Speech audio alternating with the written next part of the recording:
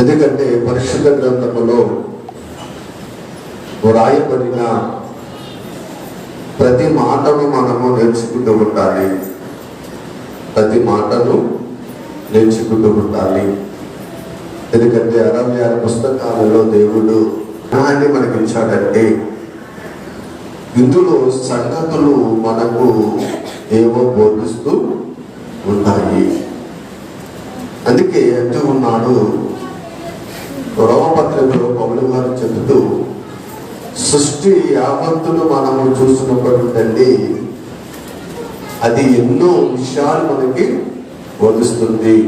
కీర్తన గ్రంథంలో 19వ అధ్యాయంలో కీర్తనాకారుడు కూడా దాని గురించి మాట్లాడుతూ ఉంటారు.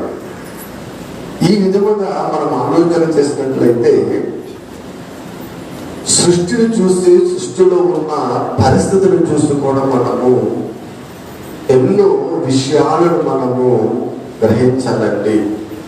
ఎందుకంటే ఆ సృష్టిని చూచటం వల్ల వారికి తేటగా కనబడుచున్నది అంటున్నాడండి. ఒకసారి మనం ఆలోచన చేసినట్లయితే ఇప్పుడైతే ఎంతో టెక్నాలజీ వచ్చింది మనకి. ఫోన్స్ అని, టీవీలని, ఇలాగా అంతరిక్షంలోనికి ఉపగ్రహాలు పంపడం అనేవి ఎన్నో టెక్నాలజీ వచ్చింది. దీనిని బట్టి మనిషి ప్రతి దానిని కూడా చెబుతూ ఉన్నాడు. మంచిది. మరి కొన్ని వందల సంవత్సరాల ముందుకు వెళ్ళిపోతే అప్పుడు ఏ టెక్నాలజీ లేదు, ఉందంటారా? ఏ గడియారం లేదు, ఏ సెల్ ఫోన్స్ లేవు. కానీ టయాన్ని గుర్తించేవారు, తాళాన్ని గుర్తించేవారు, వరద చూచులు గుర్తించేవారు, మరి వచ్చే ఎండల పరిస్థితి గుర్తించేవారు, రాబోయే విపత్తులు గుర్తించేవారు. మరి వారికైనా తెలిసేది, వారికైనా తెలిసేది. ఆలోచన చేయండి దేవుని బిడ్డలుగా. ప్రపంచం ఎటు వెళ్ళినా, ప్రపంచం ఎలాగ ఆలోచించినా కదండి, క్రైస్తవుడిగా మనము ఆధారపడవలసింది, నమ్మవలసింది, ఆచరించవలసింది బైబిల్ని, వాక్యాలని, టెక్నాలజీ కదండి. ఎన్ని టెక్నాలజీలు వచ్చినా చివరికి ఈ బైబిల్ ముందు ఏదైనా తలవంచక తప్పదు. ఎందుకంటే రాబోయే తరాలకు, వచ్చిన తరాలకు, జరిగిపోయిన తరాలకు అన్నిటికీ సంబంధమైన గొప్ప అమూల్యమైన టెక్నాలజీ అభివృద్ధి చెందుతున్న సమాజానికి ఎన్నో మాటలు ఈ పరిశుద్ధ గ్రంథములో వ్రాయించాడండి. అదే మన గొప్పతనము. క్రైస్తవుడిగా ఈవేళ మనం రొమ్మ గురించి మాట్లాడుతున్నామంటే, గర్వముగా మనం మాట్లాడగలుగుతున్నామంటే, శాస్త్రవేత్తలను సాధించగలుగుతున్నామంటే, వైద్యులకు సూచనలు ఇవ్వగలుగుతున్నామంటే అది మన శక్తి కాదు, మన బలము కాదు, మన జ్ఞానము కాదు. దేవుడు మనకిచ్చిన ఆత్మ సంబంధమైన వాక్యము, ఈ పరిశుద్ధ గ్రంథము. ప్రభుత్వ ప్రియమైన దేవుని వారాల దీన్ని ఉపయోగించుకుంటే అంత మహాత్ములుగా లోకంలో తయారవుతాము. దీన్ని పక్కగా పెడితే అంత పనికి రాని వారు కూడా మన లోకంలో దిగజారిపోతాము. మంచిది. ఎందుకంటే చాలా సందర్భాల్లో ఎన్నో మరి అంశాలను మేము మీతో మాట్లాడుతున్నాము. చక్కగా ఒక పాఠముగా, ఒక సబ్జెక్టుగా దానిని మీకు తెలియజేస్తూ ఉన్నాము. ఎందుకంటే ఒక సబ్జెక్టుకి ఒక పాఠం ఎందుకు పెడుతున్నామంటే, అది విన్నప్పుడు ఓహో దీనికి సంబంధించింది కాదని ఆ టైటిల్ మన మధ్యలో ఉంటాదని, అంతే తప్ప మరొకటి కాదండి. ఎందుకంటే చెప్పుకుంటూ వెళ్ళిపోతే దేని గురించి అది అర్థం కాదు. కాబట్టి ఒక టైటిల్ అది, ఒక పేరు అది దానికి ఎందుకు పెడుతున్నామంటే, ఎన్నంత చేపు దానిలో ఉంటుంది, అది జ్ఞాపకం రాగిన వాక్యం అంతా మనకి జ్ఞాపకం వస్తుంది. మంచిది. ఎందుకంటే దేవుని బిడ్డలుగా మరి ఈరోజు ఒక మరి పాఠాన్ని మనం విందాము. అది దేని గురించి అంటే గాలి గురించి. గాలి గురించి మాట్లాడకుండా ఏముందండి అమ్మా? గాలి గురించి మాట్లాడుకుంటే ఏముంది? మనం చాలా సందర్భాలు అంటాము గాలిగాడు అంటాము. గాలిగాడు అంటే అర్థం ఏంటి? ఇది గాలిగాడు అర్థమైంది. ఏ పని పాట లేకుండా తిరిగేవాడిని గాలిగాడు అంటాము, అంతేనా? లేదా ఇది గాలి తిరుగుడు తిరుగుతున్నాడు అంటాము. అంటే గాలి కూడా ఏ పని పాట లేకుండా తిరుగుతుంటారా? ఆలోచన చేయండి దేవుని బిడ్డలుగా. ఎందుకంటే బైబిల్ అనేది ఒక అద్భుతమైన గ్రంథం అండి. ప్రతి విషయం గురించి దేవుడు చక్కగా క్షుణ్ణముగా వ్రాయించాడు. అందుకన్నాడండి, నా పిల్లలు చిక్కు పడనక్కర్లేని పనివారు అన్నాడండి. నిజంగా మాట వింటూనే మనలో ఎంత ఆనందము పొందుతుందో ఆలోచన చేయండి. చూడండి, చాలా సందర్భంలో మనం చెబుతూ ఉంటాము, వీడు గాలిగాడుగా గాలి తిరుగుతున్నాడు అని. అంటే గాలిగాడు అనగానే మనము ఇది ఏ పని పాట లేనివాడిగా లేదా పనికి రానివాడిగా, ఎందుకు ఉపయోగపడని వాడిగా మనం వాడిని గుర్తిస్తూ ఉన్నాము. అందుకే వాడు ఏమంటామండి, గాలి ఉంటున్నాం, గాలి తిరుగుతున్నాడు అంటున్నాము. ఎందుకంటే గాలి కూడా అలాగే తిరుగుతూ ఉంటుంది కదండి. కొంచెం పిట్టి నుంచి వస్తుంది, కొంచెం పట్టి నుంచి వస్తుంది, కొంచెం పిట్టి నుంచి వస్తుంది, కొంచెం పట్టి నుంచి వస్తుంది. మంచిది, నేను అలాగే ఆలోచన చేస్తాను. మరి ఇటు నుంచి 4 దిశల నుంచి గాలి వస్తుంది. ఈ 4 దిశల నుంచి గాలి రావడానికి అసలు ఇందులో ఏమన్నా ప్రభావం ఉందంటావా? నేను గాలి ఒక పక్క నుంచి పంపొచ్చిన దేవుడు ఉత్తరం నుంచి పంపుతున్నాడు, దక్షిణ నుంచి పంపుతున్నాడు, పడవ నుంచి పంపుతున్నాడు, తూర్పు నుంచి పంపుతున్నాడు. ఇదేంటి? ఇది గాలి 4 పక్కల నుంచి వీయాలంటారా? ఒక పక్క నుంచి వీస్తే గాలి ప్రపంచం అంతా వెళ్ళదా? వెళదాది. కానీ మరి 4 పక్కల నుంచి దేవుడు గాలిని వీచింపజేస్తున్నాడంటే ఏదో మర్మం ఉంది కదండి. ఉంది, తప్పనిసరిగా ఉంటారు. ఆలోచన చేయండి దేవుని బిడ్డలుగా. మనం ఆలోచన చేసినట్లయితే ఏంటి, ప్రసంగి గ్రంథము 1వ అధ్యాయం 6వ వచనంలో చాలా సందర్భాల్లో మనం చదివిన మాటే. ఎందుకంటే మరి గాలిగాడు గాలి తిరుగులు అంటూ ఉంటాం కదండి. నిజంగా మనిషి పెట్టే ప్రతి సామెత కదండి చాలా చక్కగా మన వాళ్ళు పెడుతూ ఉంటారండి.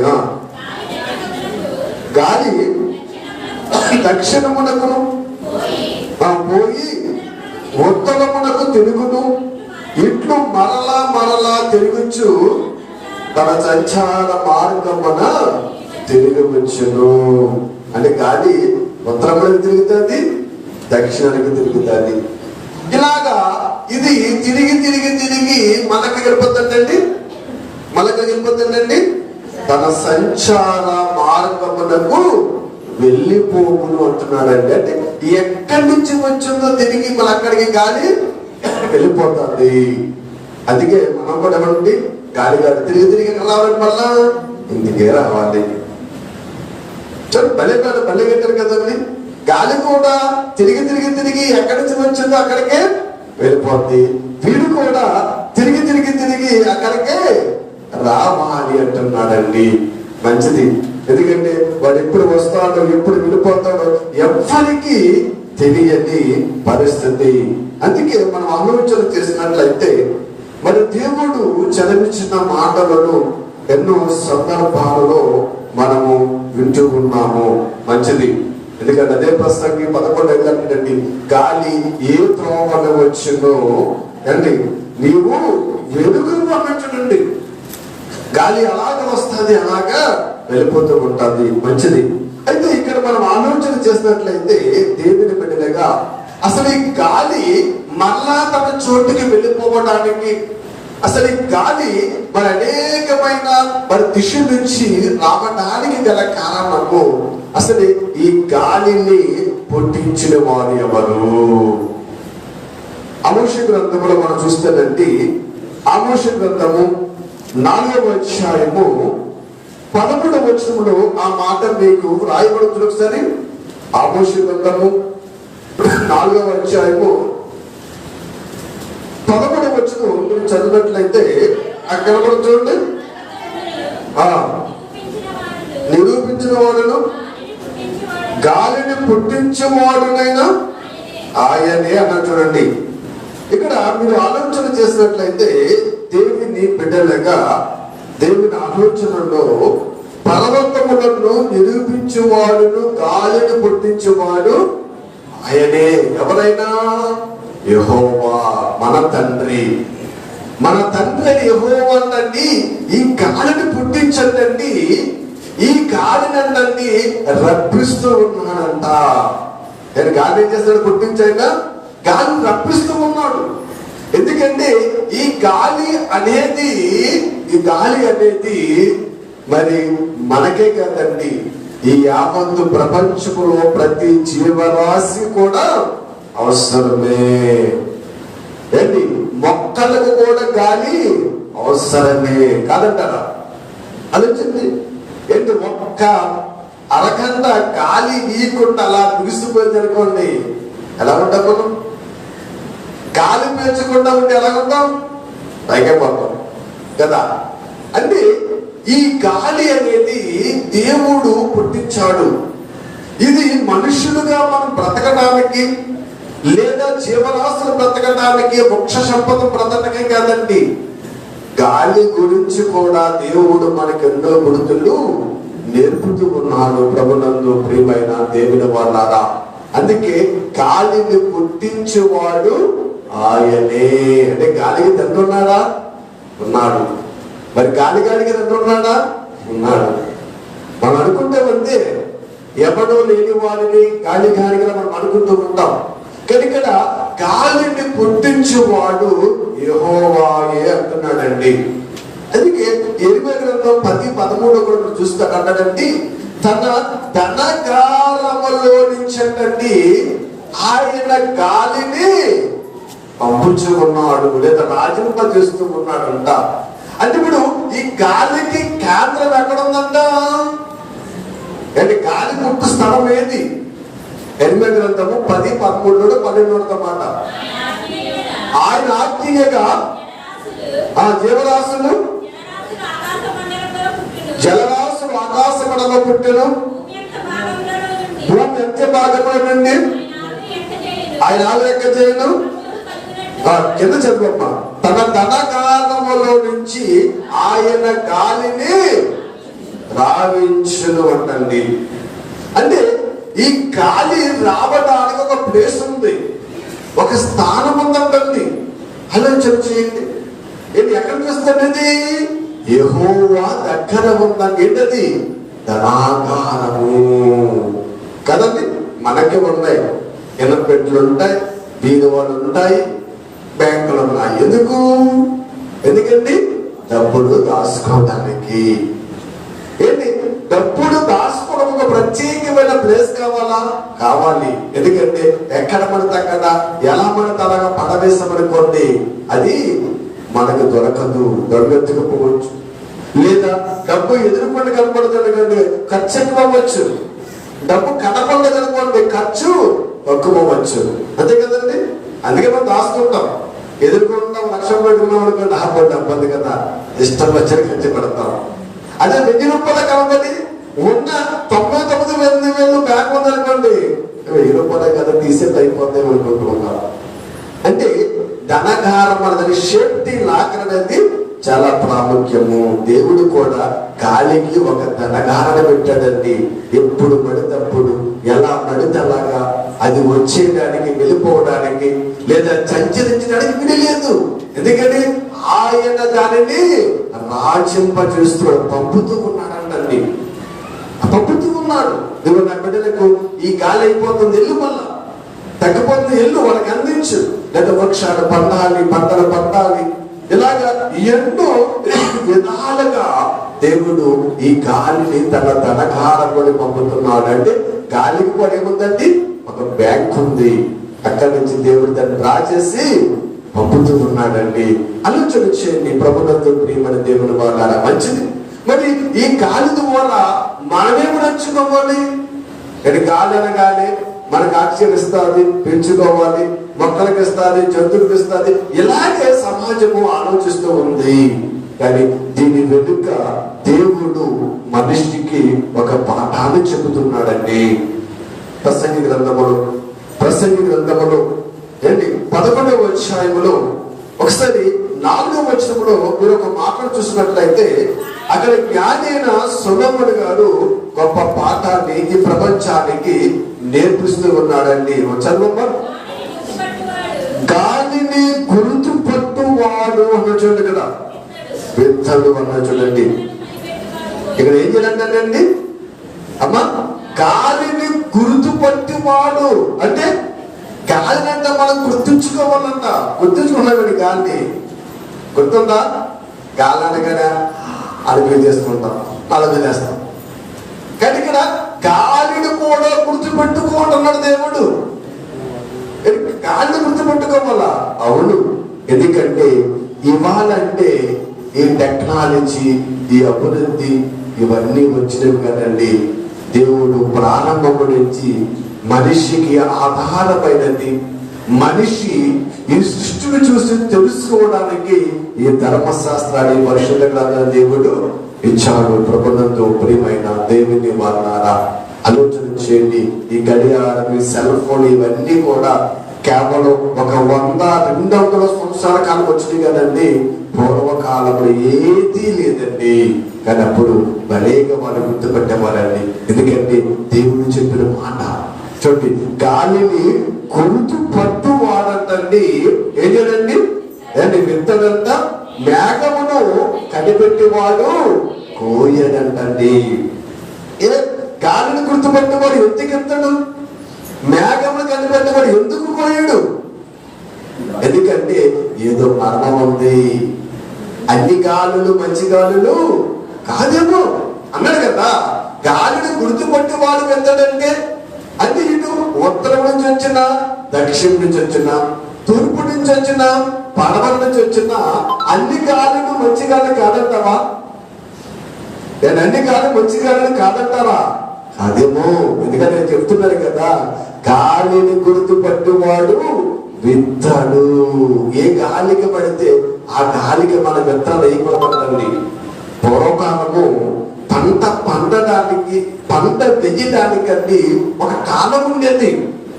చక్కగా అందరూ అదే కాలంలో పంట వేసేవారు. ఏ ఎరువులు లేకపోయినా చక్కగా పండేది. ఇప్పుడు చూడండి, ఈడో టైం లేదు, ఆడోటి ఎవరి ఇష్టం వచ్చిన ఆయన వాళ్ళు వేస్తారు. ఎందుకని తేడా వస్తే మందులు ఉన్నాయి కదా. ఆలోచన చేయండి. ఏంటి తేడా వస్తే మందులు ఉన్నాయి కదండి, వాళ్ళ ఇష్టం వచ్చే కాలంలో పంట వేస్తున్నారు. కానీ దేవుడు ఈ ప్రపంచానికి ఒక పద్ధతి ఏర్పడండి. గాలిని గుర్తుపట్టేవాడు విత్తడు, మేఘమును కనిపెట్టేవాడు కోయడు కదా. కానీ మన పంట ఎప్పుడు వస్తుంది? వర్షాకాలంలో కొత్త మొదలు. ఎందుకంటే నాశనం అయిపోవడానికి. ఆలోచన చేయండి. ఇలాగ మనం ఆలోచన చేసుకున్నట్లయితే ఇక్కడ గాలి గురించి మనం ఎన్నో మాటలు మాట్లాడుకుంటున్నాము. గాలిని గుర్తుపట్టాలి. గాలి ఏం చేయాలండి? గుర్తుపట్టాలి. కానీ గుర్తు పట్టడం మానేసి గాలిని కొనుక్కునే దశకు ఎదిగని మనసండి. గాలి కూడా కొనుక్కున్నా తెలుసా? ఎక్కడ కాదు, మన ఢిల్లీలో వేశారు. కరోనా వచ్చే టైంలో ఢిల్లీలో ఈ ఆక్సిజన్ అంతకండి గాలిని కూడా అమ్మేశారండి. మీకేం పర్లేదు, ఎందుకంటే మనకి ఏ గాలి కొనుక్కో స్వచ్ఛమైన గాలి వస్తుంది. సార్ ఢిల్లీ ఏదో తెలుస్తుందండి. అక్కడ గాలిని ఎందుకు కొనుక్కోవాలో, ఎందుకంటే అక్కడ గాలి కలుషితమైపోయిందండి. ఎక్కువ చాలా మరి కలుషితమైపోయి చాలా మందికి గాలి ఆడని ఊపిరాని పరిస్థితి. అందుకే మనం ఆలోచన చేస్తే ఇక్కడ దేవుడు కొనుక్కోమన్నదండి. గాలిని ఇవ్వడండి, గుర్తుపట్టు జాగ్రత్తగా. కొన్ని సూచనలు నేను నీకు చెబుతూ ఉన్నాను కదండి. ఎందుకంటే గాలిని గుర్తుపట్టినట్లయితే నీవు నీ దేశాన్ని, నీ పంటను, నీ క్షేమాన్ని, ఇలాగా సమస్తాన్ని నీవు సంరక్షించుకోగలవు అంటున్నారు ప్రభునందు ప్రియమైన దేవుని వారారా. అందుకే లోక సువార్తలో యేసుక్రీస్తు వారు కూడా ఈ ప్రపంచానికి ఒక చక్కటి మాటను ఆయన చెప్పుచుండి లోక సువార్త 12వ అధ్యాయము లోక సువార్త 12వ అధ్యాయము 56వ వచనం ఒకసారి. వేషధారులారా, మీరు భూమి ఆకాశములను వైఖరిని గుర్తింప నెరుగుదురు. ఈ కాలము మీరు గుర్తింప నేరుగా నేల అన్నాడండి. ఇక్కడ ఆలోచన చేసినట్లయితే దేవుని బిడ్డలుగా పైనుంచి మీరు చదివితే 54 నుంచి మీరు పడమట నుండి మబ్బు పైకి వచ్చిన చూచినప్పుడు వాన వచ్చునని వెంటనే చెప్పుదురు, అలాగే జరుగును. ఇలాగా ఇవన్నీ కూడా ఆయన చెప్పుకుంటూ వస్తూ చూడండి ఏమనండి, భూమి ఆకాశముల వైఖరిని మీరు గుర్తింపనేరగారు అన్నారు. చూడండి, అంటే భూమి ఆకాశముల వైఖరి అంటే ఈ సృష్టిని చూస్తూ ఉంటే, సృష్టిలో ఉన్న సమస్తాన్ని మీరు పరీక్షిస్తూ ఉంటే మనకు అర్థమైపోతుందండి, మనకు అర్థమైపోతుందంట. అందుకే అన్నాడు చూడండి, ఆయన చూసినట్లయితే దేవుని బిడ్డలుగా, దేవునికి ఇష్టలుగా ఎన్నో సందర్భాలలో ఎన్నో మాటలు దేవుడు మన కొరకు రాస్తూ ఉన్నాడు. మంచిది. అయితే ఇప్పుడు ఈ గాలి గురించి మనం ఆలోచన చేసినట్లయితే, గాలి ఎన్ని దిక్కుల నుంచి వేస్తున్నామండి? అబ్బా ఎన్ని దిక్కులు ఏంటండి? చెప్పి ఎన్ని దిక్కులు వస్తుంది? 4 దిక్కులు. దక్షిణ దిక్కు కుదరదండి, 4 దిక్కులు తీవేస్తుంది గాలి. ఉత్తరం నుంచి వస్తుంది, దక్షిణ నుంచి వస్తుంది, తూర్పు నుంచి వస్తుంది, పడమ నుంచి వస్తుంది. మరి ఈ 4 దిక్కులు వీచే గాలిలో మరి ఏ గాలి క్షేమకరమైనది, ఏ గాలి ప్రమాదకరమైనది? ఏ ప్రమాదకరమైన గాలి కూడా ఉన్నాయా? ఉన్నాయి. అది ఏ పక్క నుంచి వస్తాడో దేవుడు చక్కగా రాస్తాడండి. దాన్ని గుర్తుపడితే మనుషులు జాగ్రత్త పడతారండి. ఆలోచన చేయండి. పూర్వకాలం సముద్రాల్లో ప్రయాణం చేసేవారు పడవలోనండి. పిల్లగా బస్సులు లేవు, రైలు లేవు, విమానాలు లేవండి. కానీ సముద్రాలలో వాళ్ళు పడవ వేసుకుని ప్రయాణం చేస్తున్నప్పుడు ఎంత టెక్నాలజీ లేని కారణములండి, వాళ్ళు గాలిని గుర్తుపట్టి పడవలు ఏం చేసేవారండి, పక్కకి నెట్టేసేవారంట. పౌలుగా చెప్తూ ఉంటాడు, ఇదిగో పలానా గాలి వస్తుంది, ఆ గాలి వచ్చినప్పుడు మేము పడవను పలానా ఓడలేము పక్కన నిలిపేసి మేమందరం దిగిపోయాము. ఎందుకు దిగిపోయారు?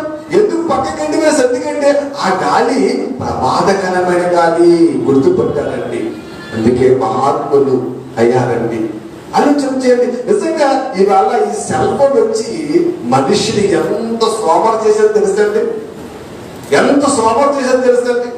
ఇవాళ 2 నెలలు ఎంతలా అంటే 4 అని చెప్పడానికి బదులు సెల్ ఫోన్ పడుతున్నారండి. అంటే 2 నెలలు ఎంత 4 అనే జ్ఞానం కూడా మనిషి తప్పకుండా చేసింది. అంతే కదా ఏంటి? మన ఆంధ్ర రాష్ట్ర ముఖ్య పట్టణం ఏంటంటే సెల్ ఫోన్ గూగుల్లోకి వెళ్ళిపోవాలి. ఆంధ్ర రాష్ట్ర ముఖ్య పట్టణం ఏంటి? ఆలోచన చేయండి. ఎలాగా ఆలోచన చేస్తుంటే జ్ఞానమే లేకుండా చేసిందండి. మేము చదువుకున్న రోజుల్లోనండి, మేము చదువుకున్న రోజుల్లో ప్రధాన మంత్రి దగ్గర నుంచి కేంద్ర మంత్రులు, రాష్ట్ర మంత్రులు పేర్లన్నీ మైండ్లో ఉండేవండి. మన పరీక్షలు ఇచ్చేవాళ్ళు. రాష్ట్రపతి పదవి కాలం ఎంత, ఇలాగా ఇలా చదువుకుని అడగండి. అన్న రాష్ట్రపతి పదవి కాలం ఎంత ఏమో నాకేం తెలుసని గూగుల్ అడగాలి. అంతే కదా.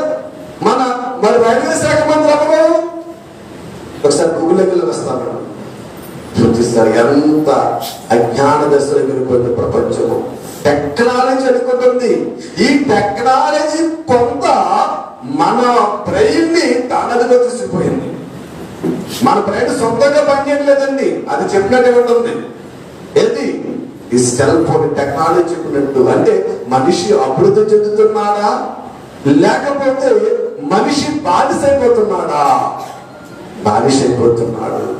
ప్రపంచం మనకు ఉంటుందండి, మేము ఎంతో అభివృద్ధి చెందేస్తాము, అలాగేలాగా అనుకుంటున్నారు. ప్రభునందు ప్రియమైన దేవుని మాటారా, మన గొప్ప దేవుడండి. మనం ఏ హిమాలయాలకు వెళ్ళి గంటలు పెంచుకోలేదు, లేదా ఏ యూనివర్సిటీలోకి వెళ్ళి పుస్తకాలు చదవలేదు, లేదా ఏ డిగ్రీలు చేయలేదు. కానీ ఈ బైబిల్ పట్టుకుంటే ఎంతటి జ్ఞానాన్ని మనకు తెలియజేస్తున్నారు కదండి. గొప్పవాడు దేవుడు, అద్భుతమైనది బైబిల్. ప్రభునందు ప్రియమైన దేవుని వాడారా, చాలా మంచిది. అయితే ఇప్పుడు తూర్పు గాలి గురించి మనం చూద్దాం. ఏం గాలి మొదలండి? తూర్పు. ఎందుకండి మనం ఏది చేసినా తూర్పులో మొదలుపెట్టారు కదా. పూజ చేసినా తూర్పుగా తిరిగి అన్నట్టు పెద్దలు. అంటే తూర్పు నుంచి మొదలు పెడతాం. నేనైతే మొదలు పడవ నుంచి రాశాను. మళ్ళీ ఎందుకంటే వాస్తు బాగుందేమో మళ్ళీ అలా బాధపడతామో మార్చామన్నమాట. తూర్పు నుంచి మనం మొదలుపెడతాం. ఒకసారి యోబు గ్రంథంలో మనం చూస్తే యోబు గారు ఈ తూర్పు గాలి గురించి ఒక హెచ్చరిక చేస్తున్నాడండి. ఒకసారి మనం ఆలోచన చేసినట్లయితే యోబు గ్రంథము 15వ అధ్యాయాన్ని ఒకసారి తీయండి. 15వ అధ్యాయము 2వ వచనాన్ని ఒకసారి మనం చూద్దాం. జ్ఞానము గలవాడు నిరర్థకమైన తెలివితో ప్రత్యుత్తరం ఈతకుండా తూర్పు గాలితో తన కడుపు నింపుకొన దగునా అంటున్నాడండి. ఇక్కడ యోబు గారు ఒక ప్రశ్న వేస్తున్నాడండి. ఇక్కడ మనం ఆలోచిస్తే ఇక్కడ యోబు గ్రంథంలో మనం ఆలోచిస్తే ఒక ప్రశ్న వేస్తున్నారండి. ఇక్కడ తూర్పు గాలితో తన కడుపు నింపుకో దగున అని కోసం మార్కేస్తాడు. అంటే ఇప్పుడు ఈ తూర్పు గాలి అనేది వస్తే మన కడుపు నిండుతాదా? నిండదంటారా? ఏదో ప్రమాదం ఉందంటారా? ఆలోచన చేయండి. ప్రభునందు ప్రేమన దేవుని వాళ్ళారా, అవును. ఎందుకంటే తూర్పు గాలి రావటం వల్ల ఏదో ప్రమాదాన్ని ఆయన మనకు చూపిస్తూ ఉన్నాడండి. ఎందుకంటే ఆకాశ వైఖరి మీరు ఎరగలన్నాడండి, గాలిని గుర్తుపెట్టాలంటున్నాడండి. చూడండి, ఈ తూర్పు గాలి రావటం వల్ల మన కడుపు నిండదంట. అంటే తూర్పు గాలి ఏదో ప్రమాద హెచ్చరికలను చూపిస్తుంది. ప్రభునందు ప్రియమైన దేవుని బిడ్డలుగా మనము ఆలోచన చేసినట్లయితే ఒకసారి ఈ తూర్పు గాలి మరి ప్రమాదకరమైనదా, కడుపు నిండదా అన్నాడంటే ఒకసారి మనం బైబిల్ని మనం అడుగుదాము. ఆది కాండము 41వ అధ్యాయంలో మనం చూసినట్లయితే 41వ అధ్యాయం చూసినట్లయితే ఆ 41 అంతా మీరు చదివితే అర్థమవుతుంది కదండి, అదంతా చదవద్దు కదండి. ఒకసారి 6వ వచనాన్ని చూద్దాం ఒకసారి. మరియు తూర్పు గాలి చేత చెడిపోయిన 7 పేల వెన్నెలను వాటి తర్వాత మొలిచెను అన్నాడండి. ఈ సందర్భం మీకు తెలుసు కదా ఏమా? ఈ సందర్భం మీకు తెలుసు కదా. ఎవరికి వచ్చింది కళ? ఫరో గారికి కళ వచ్చిందండి. ఇక్కడ సందర్భం తెలుసు కాబట్టి అంటే ఇప్పుడు తూర్పు గాలి వచ్చినప్పుడు ఈ మొలిచిన వెన్నులు ఏమైపోయినంట? చెడిపోని అంట. అంటే ఇప్పుడు ఈ తూర్పు గాలి ద్వారా పంట ఏమవుతుందంట? అదానండి, పంట ఏమవుతుందండి? పాడైపోతుందా? ఆలోచన చేయండి. ఇంకా 23వ వచనం చూడండి. 23వ వచనం చూడండి. మరియు తూర్పు గాలి చేత చెడిపోయి 7 పేడ వెన్నెలను వారి తర్వాత మొలించను అని చెప్పుకున్నాడండి. అలాగే 27వ వచనం కూడా చూసినట్లయితే అక్కడ కూడా అదే సందర్భం మనకు కనపడుతుందండి. అంటే ఇక్కడ తూర్పు గాలి రావటం వల్ల మనుషులకు లేదా పంటకు నష్టం వస్తుందంట. అందుకేనండి గాలిని గుర్తుపట్టువాడు విత్తడు అన్నాడండి. విత్తడు. ఎందుకంటే దేవుడు దాని కాలాలను దాని పని ప్రకారము అది రప్పిస్తూ ఉన్నాడు. ప్రభునందు ప్రియమైన దేవుని వాడారా, ఎందుకంటే తూర్పు గాలి చేత కడుపు నిండదని ఆయన చెప్పాడు. ఈ తూర్పు గాలి వచ్చినప్పుడు ఈ వెన్నెలు ఏమేమండి? ఎండిపోయినవని చెప్తున్నాడండి. అలాగే మరొకసారి కీర్తన గ్రంథంలో కూడా మనం చూస్తే కీర్తన గ్రంథంలో 48వ అధ్యాయము 7వ వచనంలో కీర్తనాకారుడు కూడా ఒక అద్భుతమైన మరి మాటలు మన కొరకు రాయిస్తూ చూడండి. కీర్తన గ్రంథము 47 చదువు 7 వచనం. తూర్పు గాలిని లేపి పగలగొట్టుచున్నామంటండి. ఇక 48లో కీర్తన 48లో 7 చూస్తే ఏంటండి? తూర్పు గాలిని లేపంట దేవుడు ఏం చేస్తాడండి? వాడల పగలగొడుతున్నాడంట. అందుకేనండి అపోస్తులు అప్పుడు వాడల వెళ్ళినప్పుడు ఇదిగో తూర్పు గాలి వస్తుందనగా వాళ్ళు ఏం చేశారండి? వాడను పక్కగా పెట్టేవారండి. పక్కగా పెట్టి ఆ వేళ అక్కడ లంగర్ వేసి వాడ నిలిపేసి ఆ వేళ అక్కడ ఆ గాలి తగ్గాక ప్రయాణం చేసేవారు. ఎందుకని? తూర్పు గాలి ఎటువంటిదండి? ఎటువంటిది? ప్రమాదకరమైనది. అంటే ఓడలను పగలగొట్టును, అంటే నాశనము జరుగుతుంది. అంటే ఇప్పుడు తూర్పు గాలి వచ్చినప్పుడు మనకి ఏమి సంభవిస్తుందని గుర్తించాలి? నాశనము జరుగుతుంది. గాలి గుర్తుపెట్టాలి. అంటే గాలి అనగానే పేదరిద్ది మాకు బాధొస్తుంది, లేదా పీల్చుకుని ఇలా మనం ఆలోచిస్తూ ఉన్నాము. కానీ దేవుడు పరిశుద్ధ గ్రంథములో ఎన్నో అద్భుతమైన మాటలు వ్రాయిస్తూ ఉన్నాడు ప్రభునందు ప్రియమైన దేవుని వాడలా. అందుకే ఇక్కడ తూర్పు గాలి ఏం చేస్తాడు? వాడలను పగలగొట్టును. అంటే ఇవన్నీ మనం చూసినప్పుడు ఇది ఏదో నాశనాన్ని మనకి జ్ఞాపకము చేస్తూ ఉందని మనం గుర్తించాలి. అందుకే మనం ఆలోచన చేస్తే యోబు గ్రంథం 27లో 21లో కూడా అక్కడ కూడా ఒక చక్కటి మాట యోబు ద్వారా మాట్లాడుకోవచ్చు దేవుడు. 27:21 చూడండి.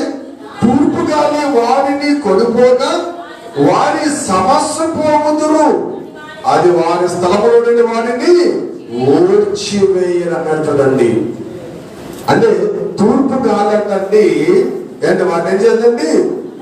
కొనిపోక సమస్య పోతారు, లేదా వాడైపోతారు, నష్టం వస్తుంది.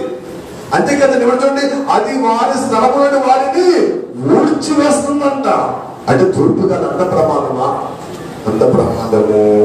పూర్వకాలం పెద్దలండి గాలిని చూసే గుర్తుపెట్టేవారు. ఒరే తూర్పు గాలి వస్తుంది. ఇక్కడ ఉన్న పెద్దవారికి చాలా మంది గుర్తుంటది.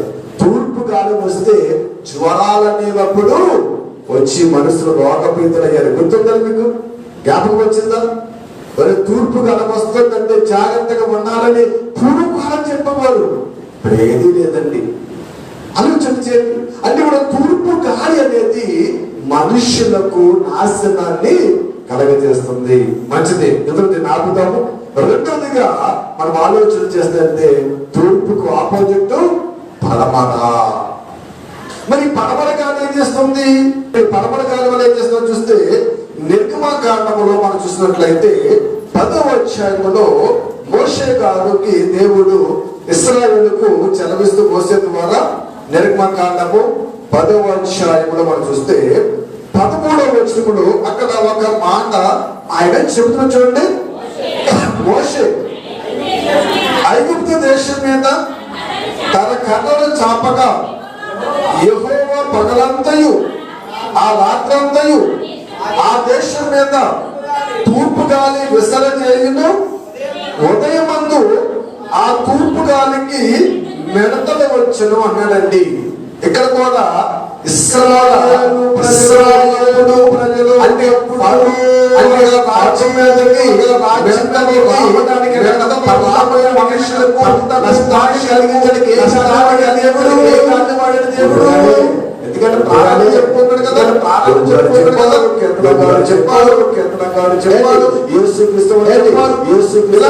ఆలోచన చేస్తే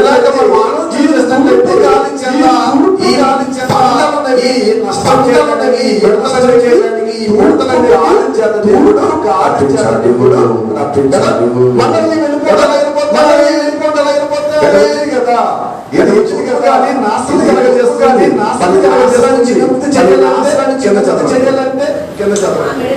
ఆ మిడతలు ఐగుప్తు దేశం అందరికి మీదికి వచ్చి ఐగుప్తు సమస్త ప్రాంతం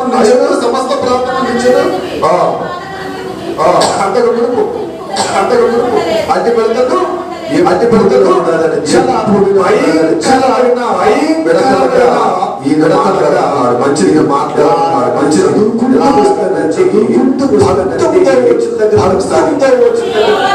అప్పుడు యెహోవా గాలిని త్రిప్పి మహాబలమైన పడమర గాలిని విసర చేయగా అది ఆ మిడతలను కొంచెం పోయి ఎర్ర సముద్రములో పడవేసెను. అంటే ఇప్పుడు తూర్పు గాలి నష్టం తీసుకొచ్చింది. ఇప్పుడు మళ్ళా ఈ మిడతలు పోవాలి. ఎందుకని? మళ్ళా మోషే గారు ప్రార్థన చేశారు. ఫరో అడిగాడు కదా, అయ్యా మేము దేవుడి దగ్గర మారతాము, ఒకసారి మనం మోషే గారు ప్రార్థన చేయగానే దేవుడు మోషే ఏడుకున్నాడు. అప్పుడు ఈ మిడతలు పోగొట్టాలి. ఎలా పోగొట్టాలి? ఇప్పుడు ఏం కదండి? బలమైన పడమట గాలి నడిపించాడు. తూర్పు గాలి చేత వచ్చినవి తూర్పు గాలి చేత వెళ్ళవా? కుదరదు. ఎందుకంటే దేవుని నిబంధన గాలిని గుర్తుపట్టాలి. భూమి ఆకాశ వైఖరులు మీరు గుర్తుపట్టాలి అంటున్నాడండి. ఆలోచన చేయండి. అందుకే ఇప్పుడు చూస్తే ఈ పడమట గాలి ద్వారా ఈ వచ్చిన విపత్తు ఏమైపోతుందండి? మళ్ళా క్షామకరం అవుతుంది. మరి పడమట గాలి చేత వచ్చిన మిడతలన్నింటినీ కూడా దేవుడు ఎత్తివేసి సముద్రములో పడవేశాడు. అంటే తూర్పు గాలి నష్టాన్ని కొడితే పడమట గాలి ఏం చేస్తుందండి? మన క్షేమాన్ని కొడుతుంది కదా. మన ఇప్పుడు బీచ్ దగ్గర బీచ్ ఉన్నానండి ఏమా, బీచ్ దగ్గర కెనడాల గురించి చెప్తారు కదా, అదంతా ఉత్తరపోండి. కానీ కెనడాల గురించి చెప్తారు బీచ్ దగ్గర అంటండి. ఏంటి, ఒక కెరటం వచ్చి మనిషి లోపల రాకపోతే మరో కెరటం ఏం చేస్తుందండి? మనిషిని బయటికి గెండుతుందండి. అర్థం చేశారు మీరు? ఎన్నిసార్లు చదువుతుంది అర్థం చేశారా? ఈసారి అర్థం చేయండి. ఎందుకంటే నుంచున్నప్పుడు లోపల లాక్కెళ్తాది, ఒకటే బయటికి నెట్టిస్తాడు. అంటే ఒకటే ప్రమాదం చూస్తుంది, ఒకటేమో క్షేమకరమైన చూస్తుంది. ఎందుకంటే అన్ని కెరటాలు లోపలికి వెళ్ళిపోయాడుకో ఆ ప్రకృతి మనం ఆనందించలేము. దేవుడు మన క్షేమం కూడా తింటాడు. శాస్త్రం కాదండి, దేవుడికి పెట్టిన నిబంధన అది. ఇక్కడ కూడా తూర్పు గాలి నష్టాన్ని కలిగిస్తే పడమట గాలి ఏం చేస్తుందండి? క్షేమాన్ని ఇస్తుంది. అంటే ఒక కెరటము మన లోపల లాక్కెళ్తే మన కెరటం ఎలాగైతే మన బయటికి ప్లాన్ చేస్తుందో దేవుడు చూడండి అంటే నిబంధన మనకిస్తూ ఉన్నాడు. ప్రభునందు ప్రియమైన దేవుని వల్ల మంచిది. అయితే ఇప్పుడు పడమట గాలి అనేది మనకి మంచిని కలగజేస్తుంది కదా, మంచిని కలగజేస్తుందండి. దానికి ఒక పాట కూడా పెట్టారు. గాలికి మంచి పేరు కూడా పెట్టారు. ఒక పాట ఉన్నది, దాన్ని ఏం తెలుసండి? తెల్లగాలి అంటారండి. పెద్దలు అన్న పాట రండి. అది వచ్చినప్పుడు అంటే అండి మనుష్యులకు క్షేమం కలుగుతుందంట. అయితే మనం ఆలోచిస్తుంది. ఇంకోటి దక్షిణపు గాలి గురించి చూద్దాము. ఇంకోటి ఏంటంటే దక్షిణపు గాలి గురించి చూద్దాం. చూడండి యోబు గ్రంథము 37వ అధ్యాయంలో ఒకసారి మనం చూస్తే ఇందాక చదివిన మరి యోబు గ్రంథములో 37వ అధ్యాయంలో మనం చూసినట్లయితే అక్కడ మరి 16, 17 వచనాల్లో ఒక చక్కటి మాటను యోబు గ్రంథం ద్వారా దేవుడు చేస్తాడు. చూడండి, మేఘములు తేడ చేయుటకు పరిపూర్ణమైన జ్ఞాన గలవాని మహాకార్యములు నీకు తెలియనా అంటున్నాడండి. ఒకసారి ఇక్కడ మనం ఆలోచన చేస్తే మేఘములు తేల చేయుటయు పరిపూర్ణ జ్ఞానము గలవాని మహాకార్యములు నీకు తెలియనా? పరిపూర్ణ జ్ఞానము గలవాడెవడు? దేవుడు. ఆయన మహాకార్యం నీకు తెలుసని అడుగుతున్నాడు యోబు గారు. ఎందుకంటే ఆయన కార్యాలు గొప్పవి. అవి తెలియాలంటే పరిశుద్ధ గ్రంథాన్ని చదవాలి. చదువుతున్న తెలుస్తుంది, అది అర్థం కాదు. వినాలి, వింటే తెలుస్తుంది, అది అర్థం కాదు. ప్రభునందు ప్రియమైన దేవుని బిడ్డలుగా అందుకే చూస్తే మరి చదువమ్మా, దక్షిణపు గాలి వీచుడు చేత ఉప్ప వేయబడినప్పుడండి నీ వస్త్రములెట్లు వెచ్చబడినది నీకు తెలియనా అంటున్నాడండి. అంటే దక్షిణపు గాలి వీచితేనంటండి మనకి ఏమొస్తుందంటండి? వెచ్చదనం వస్తుందంట కదా. వేసవకాలం అంతా గాలి ఎన్ని చేస్తుంది మనకి? ఎన్ని చేస్తుందండి? అవి ఎన్ని చేస్తుంది? ఆ ఎన్ని చేస్తే మాకెందుకండి? గాలి వస్తుంది, పీల్చుకుంటున్నాం. గాలి లేకపోతే ఫ్యాన్ ఉంది, మాకేంటరా? ఆలోచన చేయండి. ఏంటి దక్షిణపు గాలి వెచ్చగా వస్తుందంట. ఆలోచన చేయండి. ఎందుకంటే దేవుని బిడ్డలుగా, దేవునికి ఇష్టలుగా దేవుడు చెబుతున్న మాటను మనం ఆలోచిస్తే ఉప్పు వేయబడినప్పుడండి నీ వస్త్రములు ఎట్లు వెచ్చబడినది నీకు తెలియనా అన్నాడండి. శీతాకాలం వెలుగంటనే దక్షిణపు గాలి వీచినప్పుడు వెచ్చదనాన్ని మనకు వస్తుంది. వేసవకాలం ప్రభునందు ప్రియమైన అది మనకి వెచ్చదనాన్ని ఇస్తుందంటండి. అంటే మనకి వేడిని ఇస్తుంది, మనకి వేడిని ఇస్తుంది, మనకు వేడి పుట్టిస్తుందంట, మనలో వేడి పుట్టిస్తుందంట. అందుకే ఇంకా మనము ఆలోచన చూసినట్లయితే ఆలోచన చేసినట్లయితే ఇందులో చదివిన లోకసువార్తలోని యేసుక్రీస్తు వారు చెప్పిన మాటనే అక్కడ మనం చూస్తే దక్షిణపు గాలి గురించి ఆయన కూడా ఒక సందర్భాన్ని మనకి జ్ఞాపకం చేస్తూ ఉన్నారు. చూడొకసారి లోకసువార్త 12వ అధ్యాయము 54వ వచనం నుంచి మనం చూస్తే అది చూడండి. మరియు ఆయన జనసమూహం ఎట్లా నేను మీరు పడవనండి మబ్బు పైకి వచ్చిన చూచినప్పుడు వాన వచ్చినదని వెంటనే చెప్పుదును, అలాగే జరుగును. దక్షిణపు గాలి విచ్చుట చూచినప్పుడు అంటండి వడగాలి కొట్టిందని చెప్పుదును, అలాగే జరుగునన్నాడు. చూడండి అక్కడ 30 పడిను వేడు వచ్చినని యోబు గారు చెప్పారు. ఇక్కడ యేసుక్రీస్తు వారు చెబుతున్నారు చూడండి, దక్షిణపు గాలి విచ్చుట చూచినప్పుడు అంటండి వస్తుందండి వడగాలి వచ్చును. కాబట్టి దక్షిణపు గాలి వచ్చినప్పుడు మీరు జాగ్రత్త, ప్రయాణాలు ఎక్కువగా మీరు చేయకూడదు, జాగ్రత్తగా ఉండాలి. ప్రభునందు ప్రియమైన దేవుని బిడ్డలుగా మనం ఆలోచన చేస్తే దక్షిణపు గాలి వచ్చినప్పుడు విత్తనాలు వేయకూడదు, ఎందుకంటే వడచేత పోతాయి. తూర్పు గాలి వేసినప్పుడు విత్తనాలు వేయకూడదు. ఇలాగ మనం ఆలోచన చేస్తున్నట్లయితే గాలిని గుర్తుపట్టువాడు విత్తడు అంటున్నాడండి. విత్తనం గురించి కదండి, మన బ్రతుకు గురించి కూడా దేవుడు చెప్తున్నాడండి. అందుకే ఇక్కడ మనం ఆలోచన చేసినట్లయితే దక్షిణపు గాలి విచ్చుట చూచినప్పుడు వడగాలి కొట్టును అని మీరు గుర్తుపట్టాలన్నాడండి. మంచిది. మనం ఆలోచన చేసినట్లయితే దేవుని బిడ్డలుగా దేవునికి ఇష్టలుగా ఈ దక్షిణపు గాలి కూడా మనకు వెచ్చదనాన్ని కలగజేస్తుంది. అది వెచ్చదనాన్ని కలగజేస్తుంది. ఇది కూడా మనకి ఏ విధమైన మేలుని కలగజేస్తుంది, ఏ విధమైన పరిస్థితి కలగజేస్తుంది అని మనం ఆలోచన చేసినట్లయితే సంఖ్యాకాండము 11వ అధ్యాయంలో మనం చాలా సార్లు చదివిన మాటను ఒకసారి మనం జ్ఞాపకం చేసుకుంటే అక్కడ ఇశ్రాయేలు ప్రజలకు దేవుడు చదివిస్తున్న మాట మనం చూస్తానండి.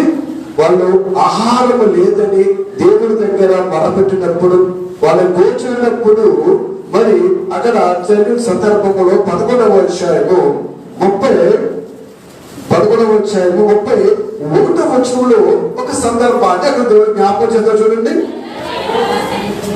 ఆ తర్వాత యెహోవా సన్నిధి నుండి ఒక గాలి బయలుదేరి సముద్రము నుండి పూర్వేలను రప్పించి పాలెము చుట్టూ ఈ ప్రక్కనున్న ఆ పక్కనున్న దిన ప్రయాణమంత దూరం వరకు భూమి మీద 2 మూరల ఎత్తు వాటిని పడవేశాను. ఈ సందర్భం నాకు చాలా సార్లు దాసులు నేను చెప్తూనే ఉన్నాము. ఎందుకంటే ఇశ్రాయేలు అరణ్య ప్రయాణంలో మాకు మాంసం లేదు, నేర్చిన వాళ్ళు మాంసం లేదు. ఆ యొక్క ఐగుప్తులైతే చేపలు తిన్నాము, మాంసం తిన్నాము, కీరదోసలు తిన్నాము. ఇక్కడ ఏమీ లేదు, ఇదేదో మన్నా అంటున్నాము, పర్లోక ఆహారం అన్నది తప్ప ఏమీ లేదు అని పిలిచినప్పుడు మోషే ప్రార్థన చేసినప్పుడు అంటే ఒక గాలి ఎక్కడిస్తానండి సముద్రం మీద వచ్చిందంట. దేవుడు రప్పించాడు. మనం అనుకుంటున్నామండి ఏంటి ఇవన్నీ యాత్రకు వచ్చిందే జరిగిపోతున్నట్లు లేదండి, దేవుడు రప్పిస్తూ ఉన్నాడండి. ప్రభునందు ప్రేమను దేవుని అన్నారా చూడండి, సముద్రం నుంచి ఒక గాలి రప్పింప చేసినప్పుడు అండి ఆ గాలి వీళ్ళకి ఏం తీసుకొచ్చిందంటమ్మా, ఆహారం తీసుకొచ్చింది, పూరేలు తీసుకొచ్చింది. ఏంటి గాలి ద్వారా పంపాడు, గాలి ద్వారా పంపుతున్నాడు. చూడండి, గాలి ద్వారా నష్టాన్ని కలిగిస్తున్నాడు, గాలి ద్వారా మేలుని కలిగిస్తూ ఉన్నాడు.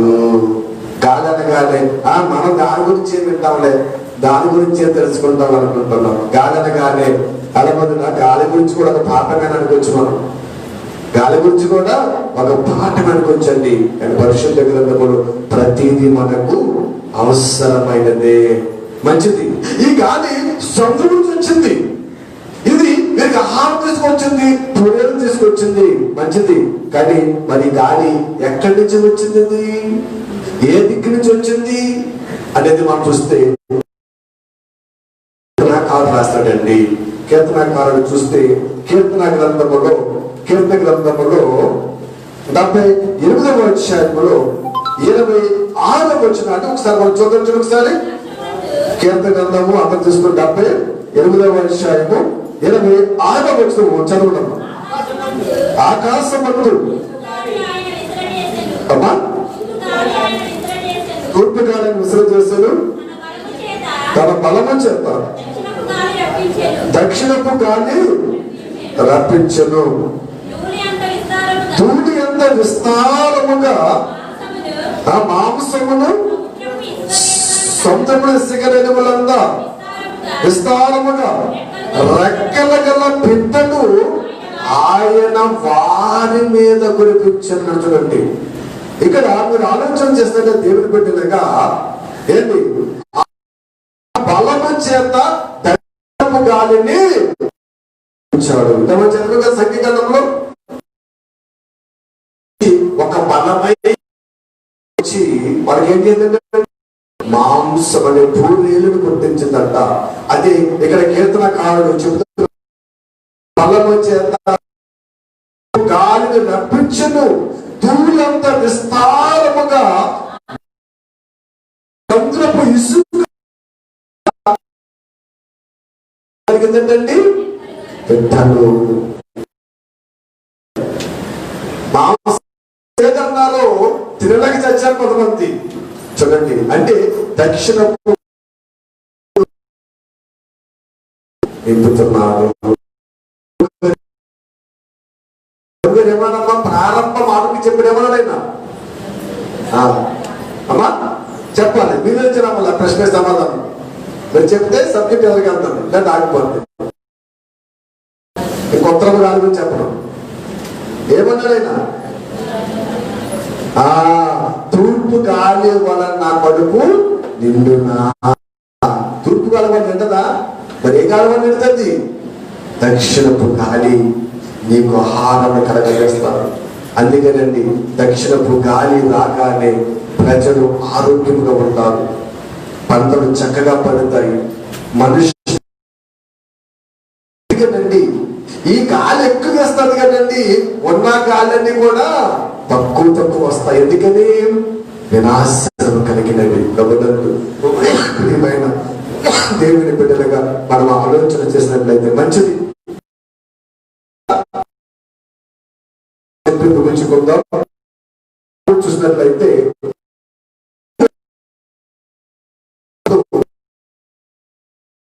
ఈ ప్రపంచాన్ని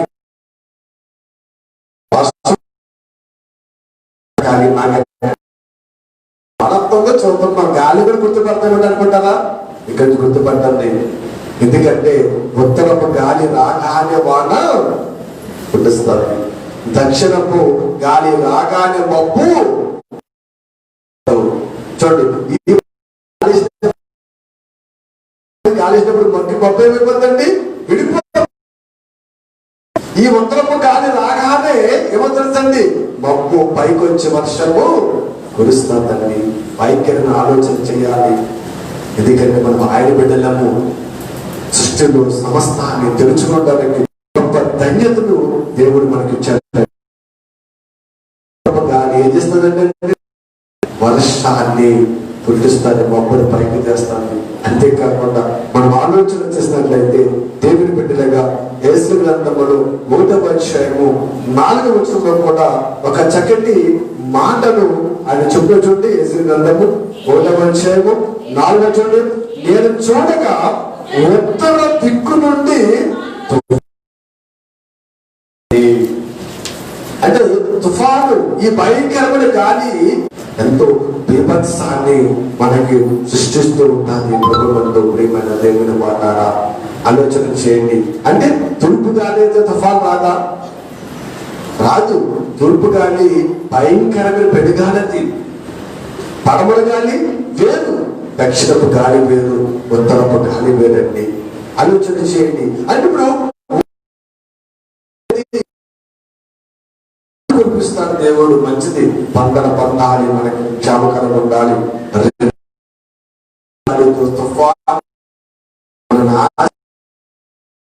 తప్పిస్తూ ఉంటారు. ఆలోచన చేయండి, ఆలోచన చేయండి. ఎందుకంటే ఈవేళ మనం ఆలోచన చేసినట్లయితే ప్రపంచాన్ని చుట్టుముట్టి గమనిస్తున్న ప్రపంచ ప్రజలను పరిగెత్తిస్తున్న కరోనా వైరస్ గురించి మనం విన్నాం. కరోనా వైరస్ గురించి ఉన్నాం కదా. ఎక్కడ స్టార్ట్ అయింది? ఎక్కడండి? చైనాలో స్టార్ట్ అయింది. ఇండియాకే కాదు, యావత్ ప్రపంచానికి ఈ చైనా ఏ దిక్కునుంది? మాకేం తెలుసండి, మ్యాప్ పట్టడానికి చెప్తామన్నారండి. అన్ని వినాలి. క్రైస్తవుడు అంటే జ్ఞానవంతుడు. ఉత్తర దిక్కునుంది. ఎక్కడ ఉందండి? ఉత్తర నార్త్ ఓషియన్ అంటదండి, ఉత్తర సముద్రం ఉంటదండి చైనా. ప్రియమైన దేవుని బిడ్డలుగా నార్త్ ఉంటదండి. మనకు కూడా ఉత్తర దిక్కునే ఉంది. ఎక్కడికి వచ్చింది ఇప్పుడు? చైనాలో పుట్టింది. ఉత్తర దిక్కు నుంచి వినాశం ఎక్కబడింది. చక్కగా వేసిన గాలి అక్కడ వచ్చే దేవుడు చక్కగా చూసారా ఏంటి? దేవుడు తలుచుకుంటే అదే గాలి మనకు క్షేమాన్ని ఇస్తాడు. దేవుడు తలుచుకుంటే దాని నుంచి మనకి వినాశాన్ని కూడా కలగజేస్తాడు. ప్రభునందు ప్రియమైన దేవుని వల్ల. అందుకే మనం ఆలోచన చేసినట్లయితే చివరిగా ఎనిమిది గ్రంథంలో 4వ అధ్యాయము 6వ వచనంలో ఎనిమిది గ్రంథం ఒక చక్కటి మాటను చదివిస్తూ చూడండి. చూడండి, 8వ గ్రంథం 4:6 చూస్తే, సియోను చూచినట్లు పరమోత్తములు ఎంతటి పారిపోయి తప్పించుటకు ఆలస్యము చేయకూడదని చెప్పుడి. యెహోవా ఉత్తర దిక్కు నుండి కీడు రప్పించుచు గొప్ప నాశనము రప్పించుచున్నాడంట. ఎందుకంటే ఇశ్రాయేలు జీవిత చరిత్ర మీరు చదువుతుందండి, ఇశ్రాయేల్కి ఎక్కువ మరి యుద్ధాలు కానీ ఇవన్నీ రావడానికి ఉత్తరప్రదేశ్ నుంచి రాజులు వచ్చేవారు, ఉత్తరప్రదేశ్ నుంచి నాశనం వచ్చేది. ఇలాగ ఇశ్రాయేల్ చరిత్ర మనకు ఎక్కువ కనపడుతుందండి. ఇశ్రాయేల్ చరిత్రలో మనకు ఎక్కువ అది కనబడుతూ ఉంటుందండి. అన్ని చెప్పాలంటే మనకు చాలా ఉంటాయి కాబట్టి మనం ఆలోచన చేసినట్లయితే ఇక్కడ కూడా ఏం చెప్పొచ్చునండి, యెహోవా నాకు నేను 4:6 చదివాడండి, ఉత్తర దిక్కు నుండి కీడును నాశనము రప్పించుచున్నాను. అందుకేనండి ఎక్కడో చైనాలో బయలుదేరింది కీడు ఇవాళ యావత్ ప్రపంచాన్ని కుదిపిస్తుంది. ఎన్ని ఆ వ్యాధి బారిన పడ్డవారు ఏంటి, కొంత కోట్ల మంది చనిపోయారు. ఆయన పడ్డాడు. ఆయన ఒక్కసారి తన గుప్పుని విప్పితే తన ధనకారములు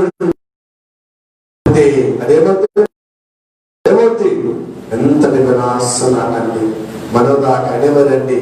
ఎదురుకుండా తుమ్ము మరణం వస్తుందన్నారండి. అంటే ఇక్కడ ఒక వ్యక్తికి కరోనా ఉంటే ఆ వ్యక్తి మాట్లాడితే ఆ మరి తుప్పట్లో ఆ రేణువులు ఆ గాలిలో కలిస్తే అక్కడ కొన్ని గంటలో లేదా కొంతసేపు ఆ గాలి ప్రభావితం చేస్తుంది. ఆ గాలి పిలిచిన అందరికీ కరోనా వచ్చేస్తుందంట. అందుకే మీ అందరూ చక్కగా మాస్కులు పెట్టుకున్నారు. మీ అందరికీ ధన్యవాదాలు. ఎంత జాగ్రత్త పడ్డ కదా మీరండి. ప్రభునందు ప్రియమైన దేవుని మన దేవుడి ఇంకా ఆశీర్వదించి ఆరోగ్యవంతులుగా ఉంచిన కాక. కానీ ప్రభుత్వం వాళ్ళని చెప్పిన పట్టించుకోము, దేవుడు చెప్పిన పట్టించుకోము, ఇంట్లో వాళ్ళు చెప్పిన పట్టించుకోము, ఎవరు చెప్పిన పట్టించుకోము. కానీ ప్రభుత్వం వాళ్ళు, ఇంట్లో వారు, గ్రామాధికారులు ఎవరు చెప్పినా పట్టించుకోకపోతే పర్లేదు. కానండి దేవుడు చెప్పింది పట్టించుకోకపోతే మాత్రము నష్టము నీకే. అందుకే ఆకాశ వైఖరిని భూవైఖరిని మనం ఏం చేయాలంటే కనిపెట్టాలి. గాలిని మనం ఏం చేయాలంటే గుర్తు పెట్టాలి. మనం గాలి కూడా దేవుడు ఎన్ని వేరియేషన్లు, ఎన్ని వ్యత్యాసాలు చూపించుతున్నారు. ఉత్తర గాలి వేరు, పడమట గాలి వేరు, దక్షిణపు గాలి వేరు, తూర్పు గాలి వేరండి. అని చూస్తే మనము జాగ్రత్తగా నడుచుకోవాలి. పూర్వకాలం ఏ టెక్నాలజీ లేదండి. ఈ గాలిని చూసే ఇవాళ హైదరాబాద్ లో మన ఏముందండి, ఇది వాతావరణ పరిశోధన కేంద్రం ఎక్కడుంది? వాతావరణ పరిశోధన ఎక్కడుందా? విశాఖపట్నం అనుకుంటారా? మనం అనుకుంటాం సముద్రం ఉంది కదా, విశాఖపట్నం కాకినాడ అనుకుంటాం. ఎక్కడుంది? హైదరాబాద్ లో ఉంది వాతావరణం. ఇదేంటి అక్కడ సముద్రం లేదు, అక్కడ తెలుస్తుంది. వాతావరణ పరిశోధన ఎక్కడ ఉండాలి? ఆయన నావోహలు అంటాడు. నావో వాడెక్కడ కట్టాలి? సముద్రం వాడు ఎక్కడ కట్టాడు చూసారా? హైదరాబాద్ లో ఉంది ఏంటి? మన వాతావరణ పరిశోధన కేంద్రము. మరి సముద్రం పక్కన సంగతి తెలిసిన వాళ్ళకి అక్కడ గాలి, ఏ గాలి వీస్తే ఏ తుఫానం వస్తుంది, ఏ గాలి వీస్తే ఏ వాయుగుండం వస్తుంది, ఏ గాలి వీసినప్పుడు దేవుడు మిడతలను ఎత్తి సముద్రంలో పడవేసినప్పుడు ఈ తుఫాను మన సముద్రం మీదకి తీసుకుపోతాడు. టెక్నాలజీ అనుకుంటున్నారు అదండి. దేవుడి దగ్గర కాపీ పెట్టడం వల్లండి. దేవుడి దగ్గర కాపీ పెట్టారు శాస్త్రవేత్తలు ఎవరుకున్నారు? క్రిస్టియన్స్. శాస్త్రవేత్తలందరూ కూడా పూర్వకాలం బైబిల్ చదివి కనిపెట్టిన వాళ్ళు అందరూ కూడానండి. ఒక గడియారం కనిపెట్టిన వాళ్ళు ఏంటి, ఒక పెన్సిల్, వీళ్ళందరూ కూడా బైబిల్ చదివిన వాళ్ళండి. దీన్ని బట్టే వాళ్ళు చెబుతారు. అంతేస్తుంది. ఒకసారి మీ సెల్ ఫోన్ లో గదర్ ఆన్ చేస్తేనండి ఇవాళ చాలా వర్షం వస్తుంది అంటాడు. కానీ ఏమి నువ్వు అనుకున్న చూద్దాం అక్కడ ఏం చేయలేనా? గాలి తిప్పేశాడు ఆయన. అంతే, గాలి తిప్పేస్తాడు. రాజు దేవుడి చిత్తము ఆలోచన చేసి ప్రార్థన చేసుకుంటాం. ప్రేమ కనికరం కలిగిన మా పరమ తండ్రి, మీ ఘనమైన నామానికి వందనాలు, స్తుతులను, స్తోత్రాలు చెల్లిస్తూ ఉన్నాము. కొద్ది నిమిషాల ప్రభు నీ పాద సన్నిధిలో మా గురించి ఎన్నో అమూల్యమైన సంగతులు నీ పరిశుద్ధ గ్రంథంలో వ్రాయించారు తండ్రి. అవునయ్యా, దాని గురించి దానిని గుర్తు పట్టాలి అని నీవు సెలవించావు. నీ కుమారుని క్రీస్తు కూడా ఆకాశ వైఖరిని, భూ వైఖరిని గుర్తు పెట్టాలని చదివిస్తారు తండ్రి. అందులో భాగముగా ఇదిగో నేను ఏ గాలి, ఏ ప్రమాదాన్ని, ఏ క్షేమాన్ని, ఏ విపత్తులను కలగ చేస్తుందో కొద్ది మాటలు మేము అందరం విన్నాము తండ్రి. వీళ్ళని మాటలు మా పలింపచేయండి అయ్యా. మా కుటుంబాలను, మా సంఘాలను దీవించి ఆశీర్వదించండి. ఈ భయంకరమైన దినాలలో మేము ఉన్నప్పటికీ నాయన నీ కృపతో, నీ కాపుదలతో మమ్మల్ని భద్రపరిచినైనా ఇంకా నిశ్చితమైతే క్షేమకరమైన దినాలు మా ముందు ఉంచి నీళ్ళు ఫలించడానికి, అభివృద్ధి చెందడానికి గొప్ప చూపించమని దేవదాసుని బట్టి, సంఘాన్ని బట్టి, గ్రామాన్ని బట్టి, నియమిన అనేక మంది బట్టి, మా పై నాయకులు, అధికారులు బట్టి మీ కొందరు స్తోత్రాలు చెల్లిస్తూ ఉండగా నీ కృపలో విన్నని మాటలు మా అందరూ జ్ఞానం ఫలింపచేయమని క్రీస్తు వారి ప్రార్థనకి వీరి కొంచెం తండ్రి. అందరికీ